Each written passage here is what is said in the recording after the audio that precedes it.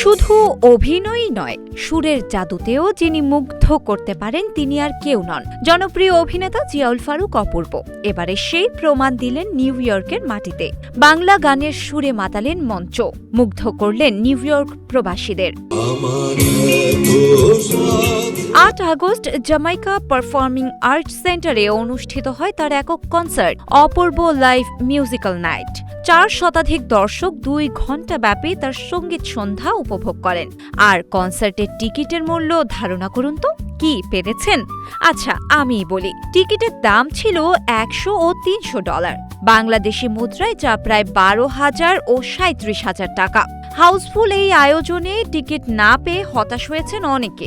টিকিটের মূল্য নিয়ে দেশের সমালোচনা হলেও নিউ ইয়র্কের দর্শকদের উচ্ছ্বাস সেই ধারণাকে ছাপিয়েই যায়। অভিভূত হয়ে রোববার সামাজিক মাধ্যমে অপূর্ব লেখেন, নিউ ইয়র্ক, তুমি আমার হৃদয় জয় করে নিয়েছ। গত রাতটা ছিল স্বপ্ন পূরণের মতো। মঞ্চে প্রবাসী বাঙালিদের ভালোবাসা অনুভব করার মতো মুহূর্তটি চিরকাল মনে রাখবেন বলে জানান তিনি। দর্শক ও আয়োজকদের প্রতি কৃতজ্ঞতা জানিয়ে এই তারকা অভিনেতা তার সফল একক অনুষ্ঠানকে স্মরণীয় করে তোলেন।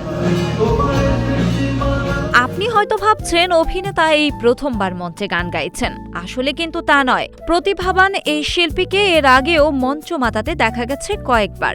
অপূর্ব যে ভালো গান গায় তা শুনে ভক্তরা তো মুগ্ধ বটেই, সেই সাথে জোরালো প্রশ্ন, দারুণ এই প্রতিভাকে কেন দাবিয়ে রাখেন তিনি?